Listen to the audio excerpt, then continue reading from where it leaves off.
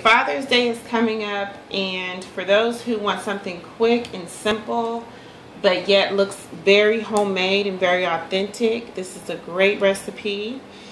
This is kind of, I want to say like a knockoff cherry pie, like you made this from scratch, and it's going to look like you have.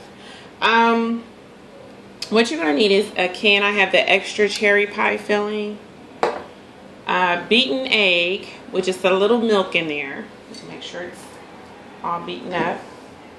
And here's the cherry filling. Now, I have a pie pan here. A disposable one. You can use really fancy ones. I would suggest to make it as pretty as possible, of course, for the holidays, but I'm just using this as an example. This is also a package of 2 pie crusts. You can use any brand, you know, whatever you like, Pillsbury, whatever. But you do need 2 pie crust shells. Now, again, usually people don't have time to make their own pie crust.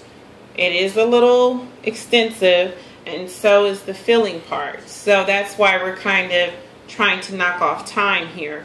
But yet impress your guests, impress, you know, your father for Father's Day, or your husband, whoever, okay? So this is the pie pan, the disposable one, and we're going to add the pie filling now to this. Now, of course, with regular homemade pie filling, you would use like a tapioca to make this thickening agent with fresh cherries, and that's wonderful. If you have time for that, by all means, you know, go all out, but some people just don't. And I'm going to use 1 can, but if you really want to impress, I would use 2, just to make it double cherry, which is wonderful. Now, the pie crust here, we're going to do a lattice crust here, or whatever you want to call it, the weave looking crust. And the thing, make sure this is not looking messy here. The thing about that is it doesn't have to be perfect. There's nothing wrong with making a pretty pie, but the thing about that is the more rustic, the more authentic it looks is where we're going with this. So we're going to make this like the 1500s, where it's not such a big deal that these aren't completely perfect, but you're going to cut these in strips. And you don't have to measure, it's just pretty much common sense. You want them like a medium thick, I'm going to say, way of looking here. So we're going to cut straight down. They do not have to be perfect. We're not doing leaves. We're not doing hearts. There's nothing wrong with that, the artistic way. But I'm telling you, this 1500s look, the way they used to just do the pies without all that fancy smancy stuff. And again, there's nothing wrong with it, but I just think the rustic looks more authentic and definitely looks more delicious. Now, that's just my opinion. You can have your own opinions. That's fine. So we're just going to cut these edges off because you want them to look, let's say, long, rectangular strips. Is that what you would call it? And we're just going to start weaving. I like this type of crust, and I'm going to tell you why. Because of the simple fact you can see the filling inside, which is great. It looks more appetizing. To me, it looks more pretty. And it's just, again, it looks very, very authentic. So now what you're going to do after you've done, it's kind of like weaving a basket. Then you're going to put your other strips. The less of these strips you use, the more filling you're going to see, the better it's going to look. So don't try to use like 10 strips going across, because then you're going to pretty much lose the look that you're going for. Now once you've done this, as you can see, this kind of looks unfinished and not as pretty. Then you're going to cut the edges off, because you don't want a crazy looking pie.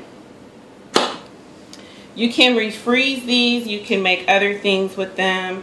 You can even make another pie if you save enough of these.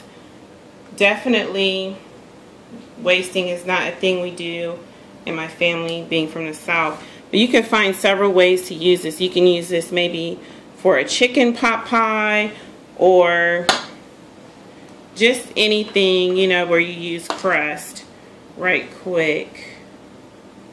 Because wasting is just not in my book either.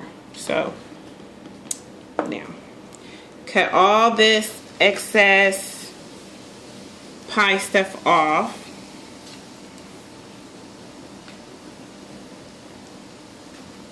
Okay. And you want to make sure the silver part, if you have glass, whatever pan you're using is covered. Just kind of mash the dough over it, because you don't want to see all that. It's nobody's business really what pan you're using here. Okay, now that you have this together, and don't mind this, that's fine. Do not panic about simple things. Again, I've told you guys that before, because then your food's going to turn out weird. So don't panic, okay? It's not a big deal. And if you see any more excess, just fix it and mold it. Now, this mixture of an egg and a little, I'm going to say a teaspoon of milk or cream, is going to give it a gloss. This is your winner right here, okay? Without this, your pie is going to look dull and pale, and that's a big no. So we're going to use a pastry brush to brush on the egg and the milk, or the egg and milk, the egg and cream mixture. Now you can also use cream, which will also give it a gloss. If this were a peach pie, now some of it gets in the pie, don't panic. That's all going to cook together. Okay, and you're not going to see it, and it's not going to be a big deal. Make sure you get your edges. Edges are everything, and I'm going to get to that part here in a minute. So again, make sure it's brushed really good. You don't want some pale parts and some pretty parts. That's just ridiculous. You know, it's not going to look right. So brush her down. I always call my food him or her, which is weird, but anyways, so we have that going. And make sure this is all molded again, covering the edges of the pan. Whatever pan you're using, nobody wants to see it. Alright? Now, that this looks neat, and again, you don't have to be perfect. You're going to take the edge of your knife or a fork, and you're just going to go towards the edge here.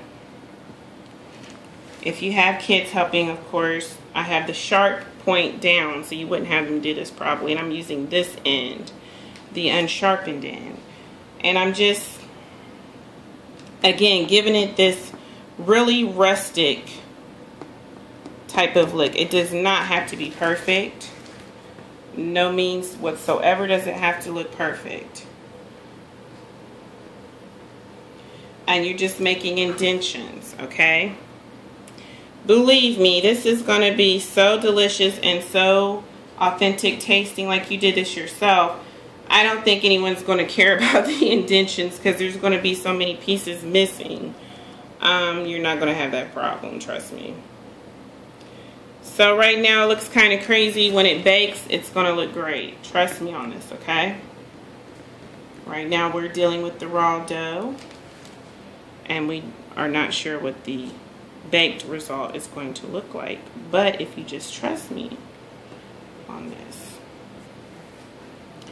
And indentions. And if you need to go back around, which this is kind of cool because as you can see, it's going in an artistic type of thing where the lines are kind of just going every which way, okay? Now with the fork, you can do the old-fashioned way where the fork just, you know, looks like basically the fork. But I'm doing this just to give it a little retro type of thing. Again, if you want to do the leaves, if you want to do cherries with your dough, you got that kind of time. You're actually lessening your time by using already made dough, so it's great. Just go for it, you know. This is for your family, so you want it to look the best way you possibly can. And again, be careful because I am holding the sharp end down. Now, as you can see, if you make a mistake, just take it and add your indentation again. And it's different, you know. And this is going to bake at 425 for, I'm thinking, I want you to watch this, okay?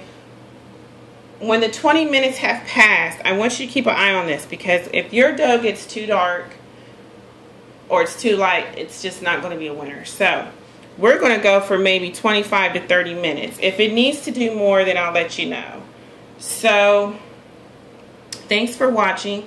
There is a part 2 to this, so just stay tuned, of course. I'm about to put this in the oven and we'll see how it turns out. And thanks for watching.